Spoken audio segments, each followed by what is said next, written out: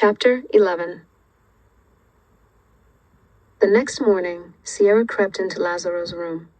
The rising sun played across the Bed-Stuy rooftops, glinted against window panes, and cast stark shadows down the avenues and walkways. Her grandfather lay with his mouth wide open, a trickle of dried saliva crusted against his face.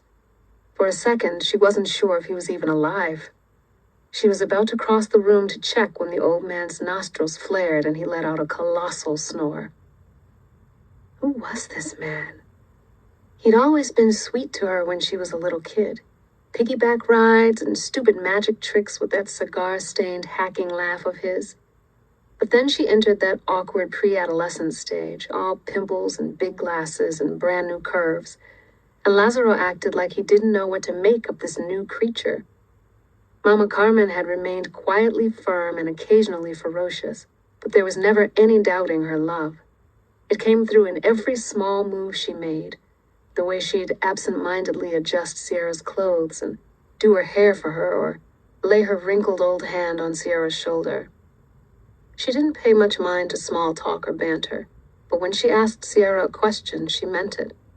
Grandpa Lazaro, on the other hand, just drifted further and further away as time went on, and Sierra had never figured out how to get him back. Then came that terrible day with the phone ringing endlessly, the police showing up at the door, Sierra's parents hurrying their shoes on and rushing out to Brooklyn Hospital where Lazaro lay comatose. Liver cancer had taken Mama Carmen a few months before. It had been a sudden and devastating death, and everyone said it was grief that had sapped the old man's ability to make sense anymore.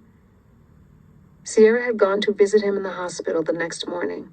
Her grandfather's face had been frozen into an open-mouthed mask of terror, like one of those poor souls who glimpses Medusa and turns to stone.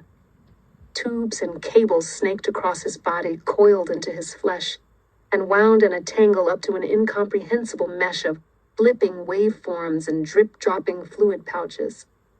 Sierra hadn't found it in herself to cry. The shock seemed to knock away all emotion and just leave her with a dull, vacant throbbing. But her brother Juan had been inconsolable. Lazaro looked only slightly better now, a full year later.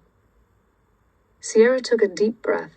She wished she could just stand there and take in the view of the neighborhood, the peacefulness of her sleeping abuelo, the new day.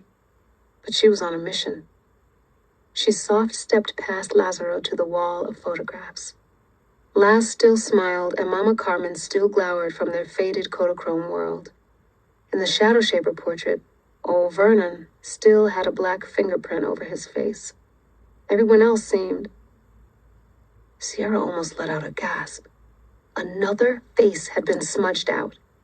It was a tall, slender man standing behind Delmond Alcatraz. He had light brown skin and a pinstriped suit on. Beside him was written Joe Raconteur. Sierra sat in Lazaro's bedside easy chair and pulled the WIC file out of her bag. She found the page she left off on. I feel so close to something huge. It's in me, I tremble with it. Both the knowledge of what's to come and the power of being so close, so close. Close to what? I don't exactly know. I admit, is it spirit, ancestors, the dead? Those quiet murmurs I've heard throughout my life, the ones that I never trusted, buried inside myself, in fact, for all these years? Perhaps. Sierra sat back. Here was someone, a professor no less, treating her abuelo's crazy ramblings with total seriousness. Lazaro's own daughter didn't want to talk about his secret life, but this WIC guy was all in. She tied her hair back with a scrunchie and kept reading as her grandfather snored on. One world's schizophrenic is another's medicine man, no? Whatever we shall call it, I want only more. More understanding, more knowledge, more power. Because that's what it is, power. It rises inside me, unabated by the dim pettiness of university politics or mind-numbing everyday rules. I am brand new. I would never say this out loud, of course, but I think Thanks to my extensive knowledge of other cultures and cosmological systems, I could benefit in far greater ways than anyone could foresee from El's magic. If I can combine the powers I am developing under the guidance of the sorrows with the shadow-shaping magic, the possibilities are almost unimaginable.